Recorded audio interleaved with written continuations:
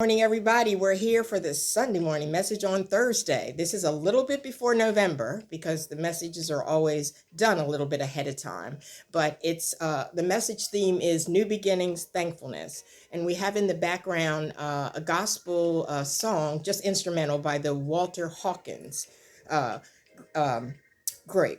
Or the Walter Hawkins instrumental version. Alrighty, so we've got November 2023, which is a new series, The New Beginnings of Thankfulness, a new month, and a new showcase. So let me first tell you about the showcase because I only do it at the beginning of the month and that's it, and it changes every month.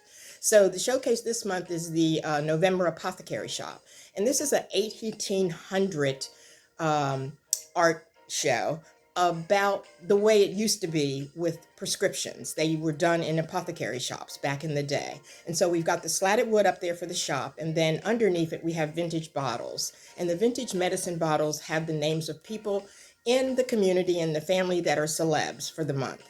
So that's that. Okay? So we'll move on to the message. So thankfulness is realizing who God is and what he has done for us. God has saved us regardless of our wrongs.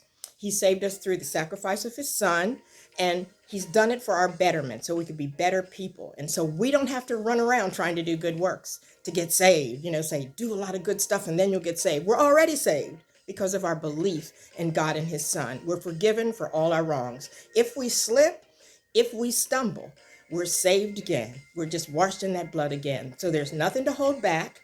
There's nothing to hold on to very tightly. We just let it all go because we are he and he is we. We're all together, and God guides us and manages and directs our everything in our life, in our new beginnings. So our life of newness in these new beginnings is controlled by a loving spirit, the loving spirit of God and his son. And this is stated in Romans 12:3.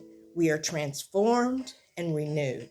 That's what Romans 12 states. We are transformed during this time and renewed. So where we stand with God in us and we in he, we are on holy ground. We are on holy ground, And so with every breath we take, we get more invested in holiness and rightness, doing the right thing. So we might say to ourselves, well, gee, I don't really totally understand what it is, am I there? What is it to be in the process of getting holier and doing better? Well, one of the things is we desire to change and be better people, to be more appropriate in a lot of things, like maybe in our prayer life, that we might pray more often, in our services, attending services, or listening to them on virtual, helping others more, and also reading holy scripts. That's what happens when we get more into this holiness in this new thankfulness time. And also we face up to sin. When we see sin straight up, we try to get away from it. We don't try to embrace that in our being. I know for me, a lot of it happens where I see sin is when I'm watching these TV shows that involve my favorite actors and actresses, and they get to go in with adultery and killing and cutting off heads and doing horrible, horrible things. And I don't need to have that in my headspace. I say, I got to find a better show than this. Even though I might like mysteries, I don't need to watch sin straight up and then put it up in my headspace and in my heart where, because it comes into you and it's a part of you. So I'm saying we have to really face up to sin. And when we recognize it, put a block up to it. And also we have to deal with our temptations.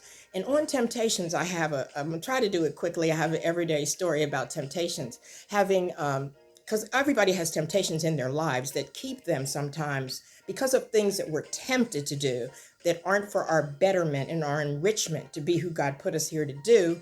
When we jump off into participating in the things we're tempted to do and we do it, then we have problems and it slows down the process. So I'm saying I have had caregiving in my lane for 25 years, caregiving emotionally disturbed kids, and also having a partner that was sick for a long time. And during the 25 years, I really did really well. And then near the latter part of the 25 years, I got really sort of needing something to take the edge off of me. And so I said, well, I think I'm going to do one of my favorite drinks. And it's from the 1800s too, Grand Marnier. I said, I'm going to start doing that little liqueur. And I'm going to do that regularly to take the edge off of all this caregiving because this is really hard. And God said, look, what's this all about? I thought you were about healthy. I thought you was trying to do healthy salads, and you trying to do whole grains and work out and these things and drink plenty of water, and you gonna be doing every day some little Grand Marnier, some little cognac. Wait a minute now, this ain't in line with that. And I said, but Lord, I need something to take the edge off. This is really hard doing this caregiving for centuries. And so he said, look, I got an idea. He said, I got an idea to deal with that temptation. He said, here we gonna do. We gonna make a pact. Okay, we gonna make a commitment with me. What we gonna do is you gonna not have that no more, because it's not in line with who I'm trying to get you to be for your betterment. So you're not gonna do that anymore. And I'm gonna tell you this.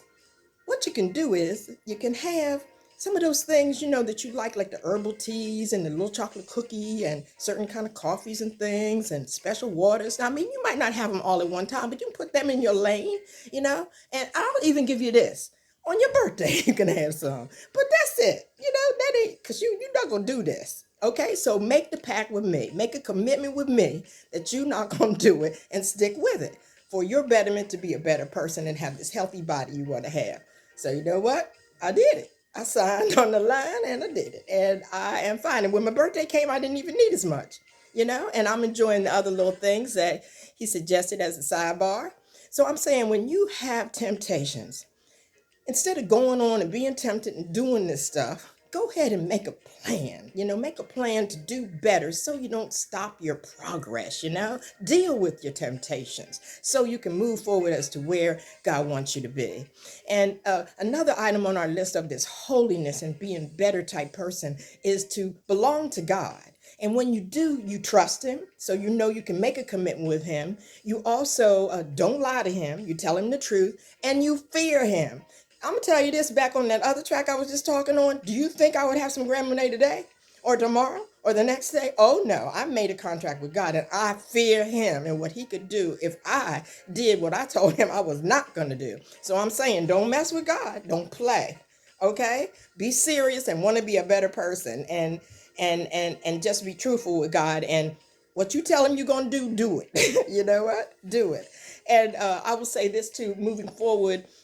Another item that happens when you're walking on holy ground and you're trying to be a better person and you have these new beginnings in November is you have some suffering, because a lot of the people that you knew and people used to hang out with that maybe did cussing and a whole lot of different things that really aren't in the line of betterment.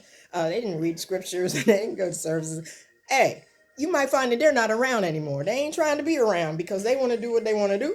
And so they sort of put you on the back burner. They just, they don't feel comfortable around you.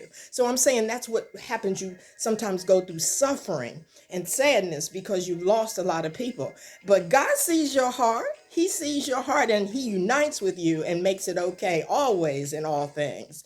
And so you just have to hold on to God and keep on pushing forward and let your deepest desire be to be more like God and his son in your ways. Let that be your deepest desire. And because he gave up his son's life for you. So let that be your deepest desire, because he cleared the path for us to get our rights wrong. And we can keep moving forward. Even if we stumble, he gives us another chance. So that's the Sunday morning message on Thursday today for this November that I'm doing on a Saturday before November in October. But I want to give some tribute to some people that helped me with this message. Basically, Vanessa gave me some help with holiness. She did some reading on it, and also another neighbor named Gwen. And also I was inspired by a great author that wrote the book Be Fine, Dr. Lisa Leslie Williams wrote a great book you should read. And you know what she wrote in the front of the book? Let your lifestyle be your medicine.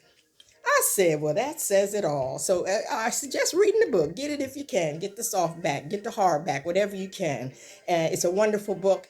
And it's a good idea to let your lifestyle be what it is that you heal yourself with.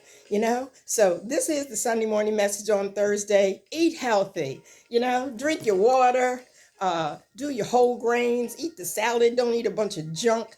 Thank God for the possibilities, and let our beginnings in November be those of thankfulness. We love you. All right, take care till we talk again. Be fine.